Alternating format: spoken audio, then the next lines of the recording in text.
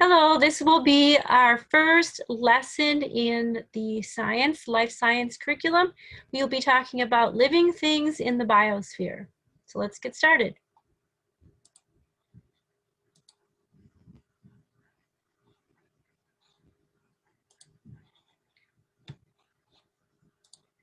Okay, here we go. And I'll bring down my tool set here. Okay, living things in the biosphere. The essential question we'll be working on for several lessons is how do scientists define and organize living things? You've had that opportunity now to go outside and find some living things and some non-living things and figure out 7 characteristics that would make something alive. So let's see how well you did on figuring those out as we go through this lesson. So science standards, we're going to be working through the same 1, 2, 3, 4, 5, 6, 7, 8 science standards. And these will be ongoing throughout the year so you can become familiar with them.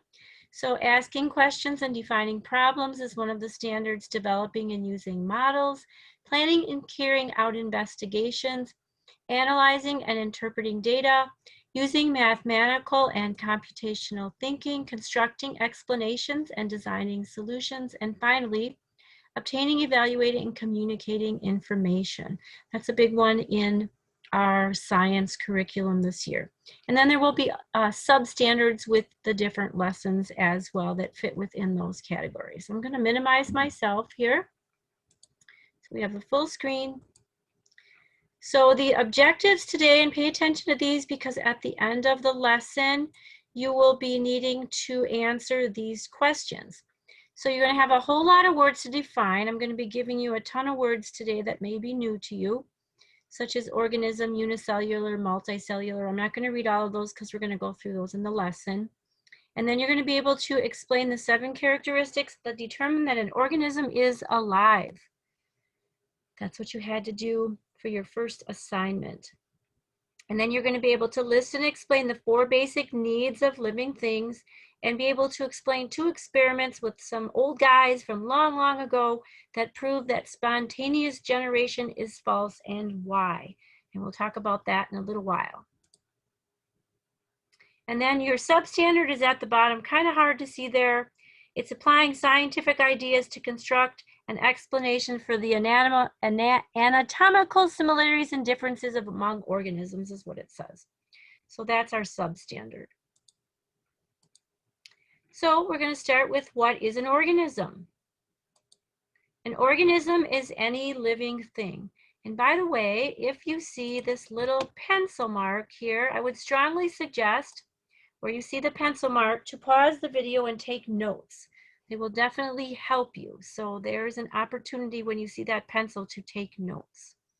So an organism is any living thing. So here are some examples of organisms. Some of them you're probably familiar with, others you will be learning about this year.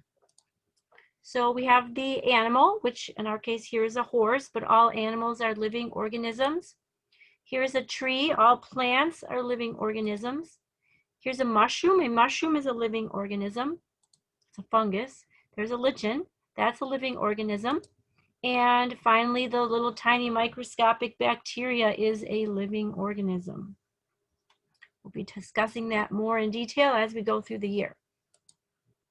And then you are also a living organism. Hope you knew that. Okay. What characteristics make an organism alive? This is what you had to do for your first assignment. So now we're going to go through those 7 characteristics. There's the pencil mark, very important to write these down. All living organisms are made of cells. We are going to be referring to these 7 characteristics throughout the year. Very important to commit to memory. Cells are the basic unit of structure and function in living things. Only living things have cells. So if something is not alive, it doesn't have cells. Like for example, a rock does not have cells.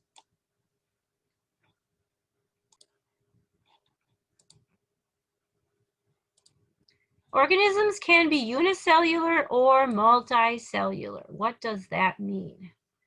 You may have been able to guess if you've ever ridden a unicycle. How many wheels does a unicycle have? It has one, right? So a unicellular organism or unicellular organisms have one cell that carries out all the functions necessary to stay alive. So it's just like a one-celled amoeba or some tiny, teeny bacteria. It's only one cell is needed for it to survive and live. So here's some examples. Paramecium, amoeba, bacteria, yeast. These are all examples of one-celled unicellular organisms. Organisms can also be multicellular. They have many cells that work together to keep the organism alive. Can you think of any multicellular organisms? Yes, the human being, an insect, plants are multicellular. Most things that you think of are probably the things that you think are alive are multicellular. What characteristics make an organism alive? Number 3, believe we're on. Oh, we're on number 2. All living things have similar chemicals. Organisms have many different chemicals inside of them. I'm going to talk about the common ones.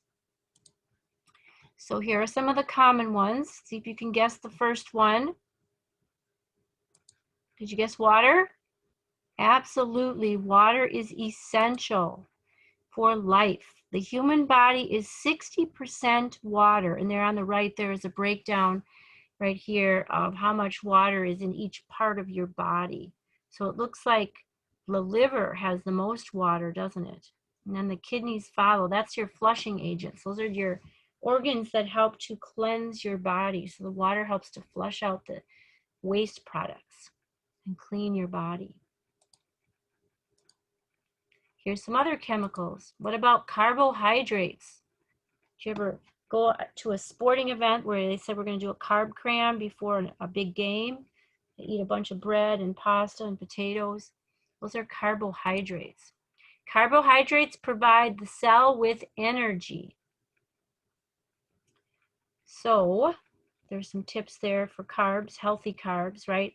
Sweets are carbs too, but they're not healthy. So you want to eliminate them as much as possible. Okay, the next chemical is proteins and lipids. Proteins are your meats and your nuts. Proteins and lipids are used to build cells. So if you want to be a bodybuilder, you got to eat a lot of protein because the body protein is built through your, protein builds muscles is what I'm trying to say. So you want to eat a lot of protein if you're a bodybuilder because you want to build your muscles. Another chemical is nucleic acids. There's different kinds. The one you might be most familiar with is called DNA, deoxyribonucleic nucleic acid. That's a hard mouthful. That's why we call it DNA, right? So nucleic acids provide the chemical instructions that tell a cell how to function, kind of like the brain of the cells. And the DNA directs the action of every cell in your body, every cell.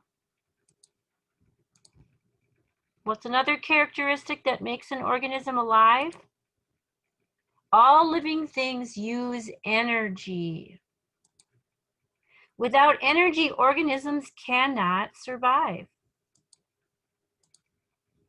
And how do organisms get energy? Have you ever thought about that? How do you get energy? What gives you energy? All organisms need energy to power their cells. Within their cells, chemical reactions create the energy, and they get it by eating. So you might be seeing this guy here eat that apple. He's getting energy from eating the apple. There's different ways that organisms get their energy. Producers make their own food by using the sun or chemicals in their environment. They use something called the process of photosynthesis to make their own food. And that comes from the sun and the soil where they're planted, and then they use chemicals within their stems to create their own food. So plants are producers and they make their own food. Another term you'll hear about producers is that they're called autotrophs, which means literally self-feeder. So they can kind of feed themselves. So all the different plants are autotrophs or producers. Another type of way that an organism gets its energy is consumers, which get their energy by eating other living things. Another word for consumers are called heterotrophs, which literally means one that feeds on others. So there's some pictures of some consumers. How can a chicken be a consumer? Well, it eats bugs, right? So that makes it a consumer. It eats another living thing. Lions will eat their prey, usually meat. So they are also consumers. Fish eat other fish. I don't know how the cow got in there. Not sure if the cow is a consumer. We'll go on. What are the different types of consumers? Okay, consumers can be classified in 4 different ways. The herbivores or herbivores, they eat only plants. So think of your little bunny. He does not eat meat. He only eats plants.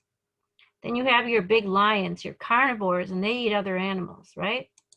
And then you have your omnivores. They eat both plants and animals. So there's a person. And if you think of yourself, you probably eat some chicken and some hamburger, but you also eat salads and carrots and vegetables. So you're an omnivore. There's some people that just eat vegetables, so they are a vegan. They do not eat the animals. And then for decomposers, they eat dead things. So worms are decomposers. Some types of bacteria are decomposers. So they're going to go around and destroy and break down all of the things in the ground that have died. So they're actually very essential to the environment. Next characteristic that makes an organism alive. All living things respond to their surroundings. What does that mean? All organisms react to changes in their surroundings. If there was a fire in your house, you'd be screaming and yelling and running outside. You would react to that, right? A newborn baby will respond by holding your finger. So what is needed for an organism to respond to its surroundings? What does it need? Well, it needs a stimulus, they call it. What's that? A stimulus is any change or signal in the environment that can make an organism react in some way. So the adult's finger is the stimulus to that baby, right? It's the change to the baby's environment. So the baby's able to react because it sees that finger there. That's its stimulus. What about a response? The response is what the baby does, right? A response is an organism's action or change in behavior as a result of the stimulus. The baby's response to the adult's finger is to hold the adult's finger. So the stimulus is the finger. The holding of the finger is the response. Responding to stimuli helps organisms survive. So if you're a bunny rabbit and you see a fox coming at you, you're going to run away. You're going to respond by running away to that stimulus. And that's going to help you survive if you're a bunny rabbit so you don't get eaten. Another characteristic that makes an organism alive is all living things grow. To grow means to become larger. Organisms need energy to grow. They're going to need their food to grow.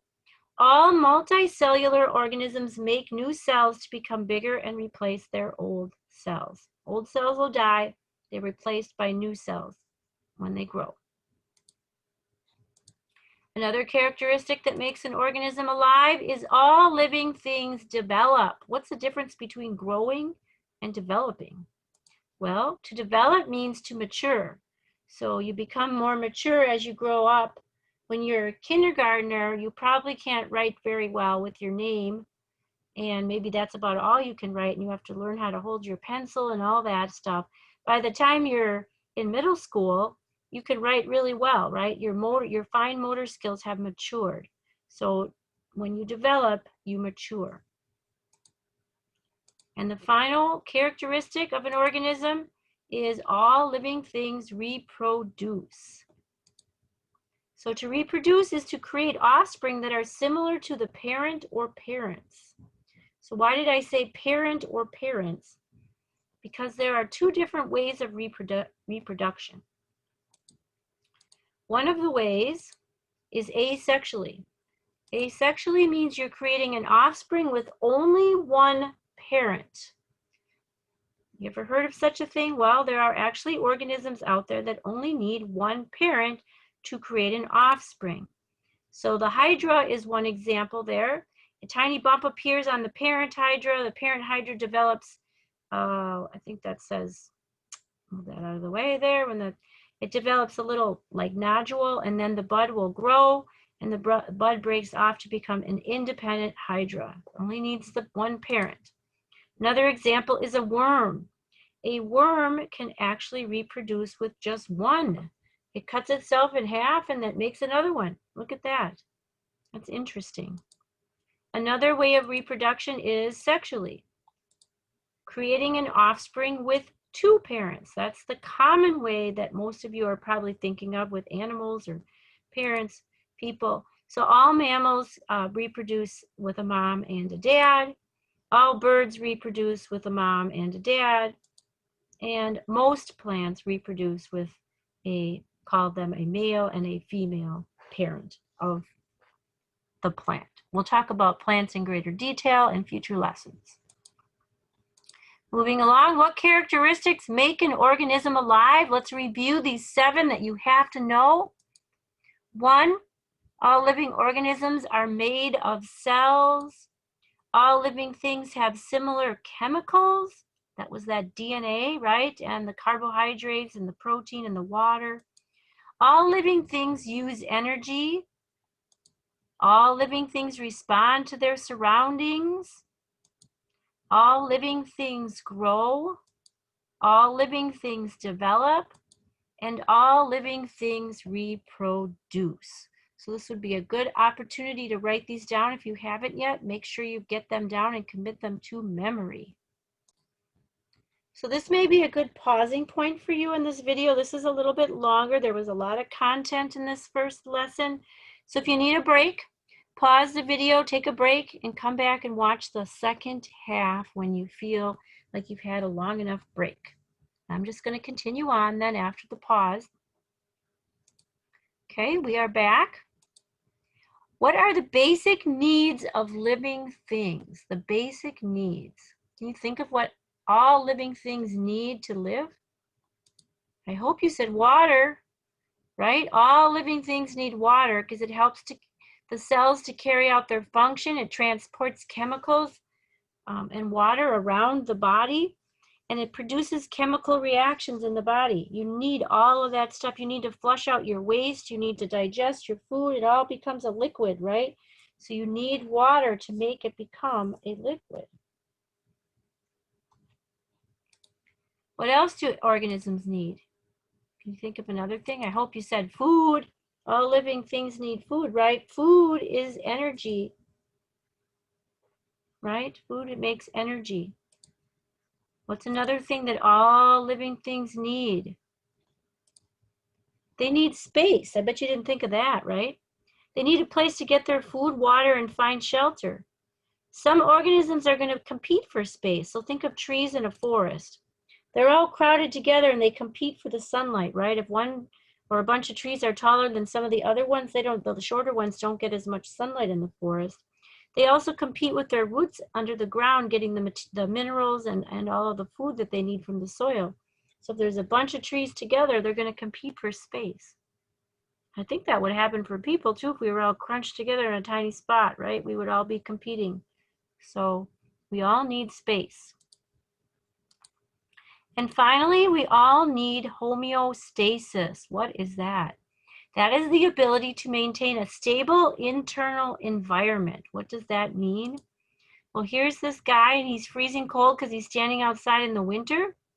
But think about it, even though he's outside in the winter, his body inside of him is keeping him warm, even though on the outside it's a freezing cold day. So your body provides homeostasis by regulating internally to keep you warm enough so that you don't die.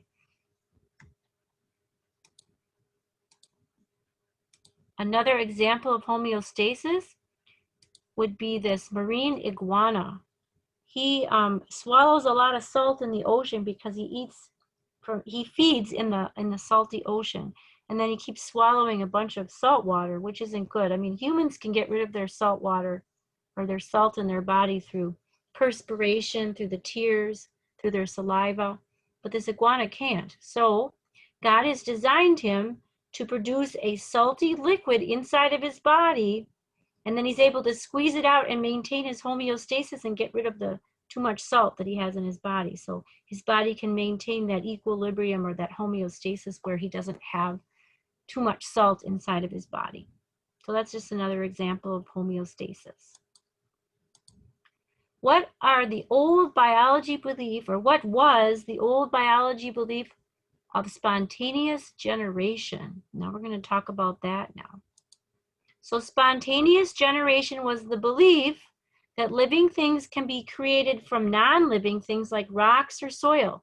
You know, you kind of laugh at that now, but way back when, people actually believed that non-living things could come about from the rocks or the soil with no parent or anything else there. They would just become created. So there was a couple of experiments to prove spontaneous generation was false.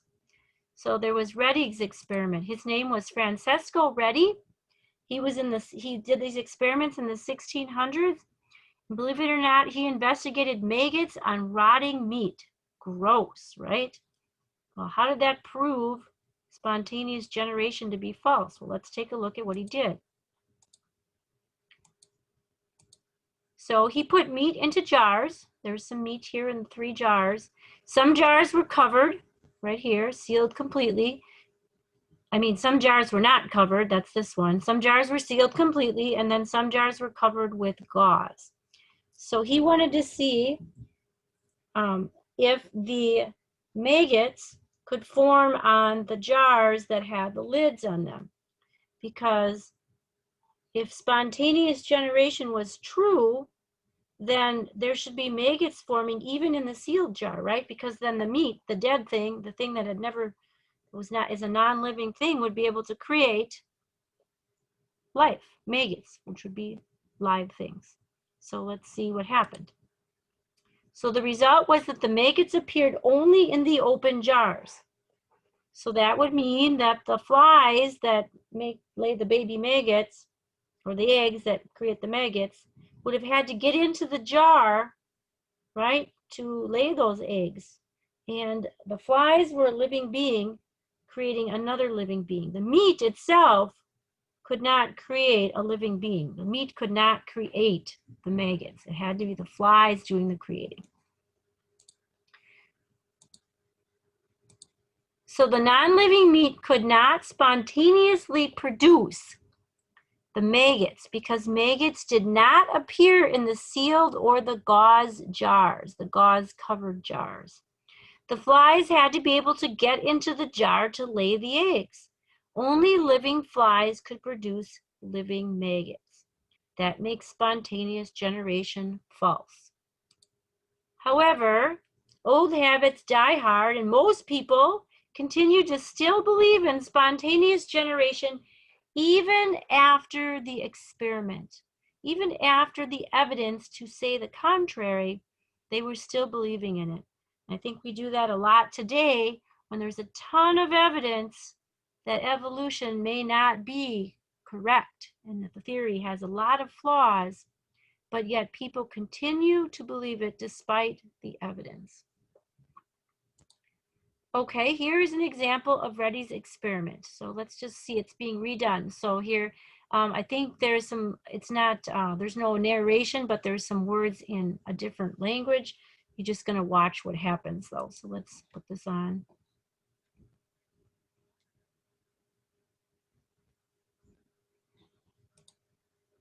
Oops, I clicked the wrong one. Let's go back. I gotta hit play. There we go.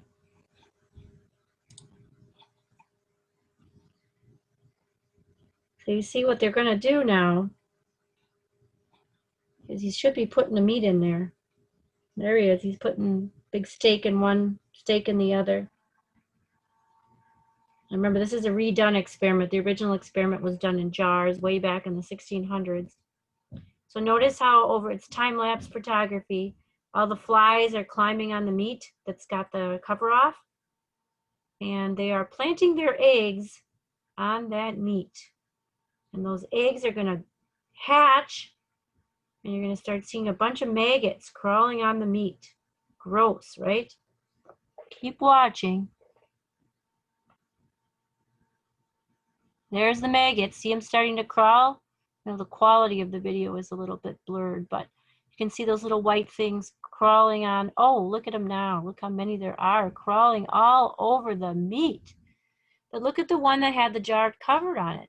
No maggots grew on the covered meat. That had to stink, I bet you, after so many days. So there's the experiment redone. Okay, well, let's keep going on from there. Okay, I said there were 2 experiments that proved spontaneous generation to be false. What was the second experiment? Well, there was a guy named Louis Pasteur. That's what he looked like. He was born in the 1800s, so 200 years after Reddy. And he investigated bacteria in broth. So there's a picture of some broth with a big bacteria piece in it. So what did he do? Well, he boiled some broth to kill all the bacteria in the broth. So if you boil something, you can kill all the bacteria. You got to usually boil it for about 20 minutes. And then he bent the necks of a flask, which is that jar-looking thing there on the right, so that the air could enter, but the airborne microorganisms could not get in. So they could not get in through the bent neck of the flask. So then he set the flasks aside to watch what would happen. And the broth remained clear. But then he took a couple of flasks and he broke the necks. And now, guess what happened? The result was the broth in the broken necked flasks became cloudy with bacteria. The non-broken flasks remained clear. So the bacteria was able to get in and produce life, because bacteria is a living organism. When no organisms could get in through that curved flask neck, then there was no life generated. So the non-living broth could not spontaneously produce the bacteria because the bacteria did not appear in the curved necked flasks. The bacteria had to be able to get into the flasks to reproduce. It could not with the curved neck. Only living bacteria could produce more living bacteria. That proved spontaneous generation was false, and people finally believed that the spontaneous generation was false. It took 200 years later for them to believe it. So here's a Pasteur's experiment. We'll put that on. Louis Pasteur designed a procedure. Oh, pooey. Let me just go back to that. And Louis Pasteur designed a procedure to test whether sterile nutrient broth could spontaneously generate microbial life. To do this, he set up 2 experiments. In both, Pasteur added nutrient broth to flasks, bent the necks of the flasks into S shapes, and then boiled the broth. Oh, sorry guys. Looks like I'm having a glitch for the moment.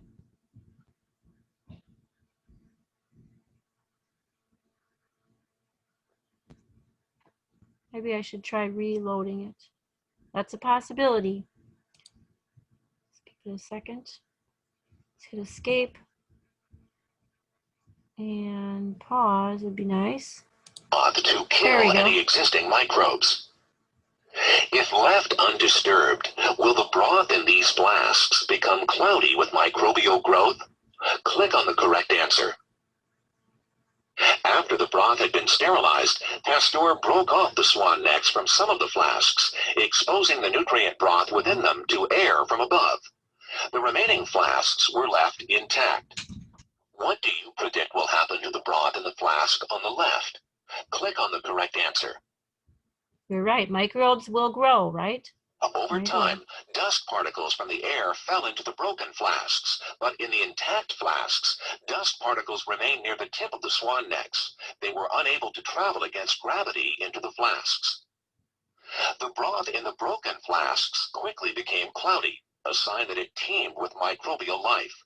However, the broth in the unbroken flasks remained clear. Without the introduction of dust on which microbes can travel, no life arose. Pasteur thus refuted the notion of spontaneous generation. Okay, there you go. The experiment explained, and now let's go back to present from there. We're almost done. In fact, we are done. So our homework then, and I'll put this on Google Classroom, is to go back to the objectives. These are all the objectives from the first couple slides there.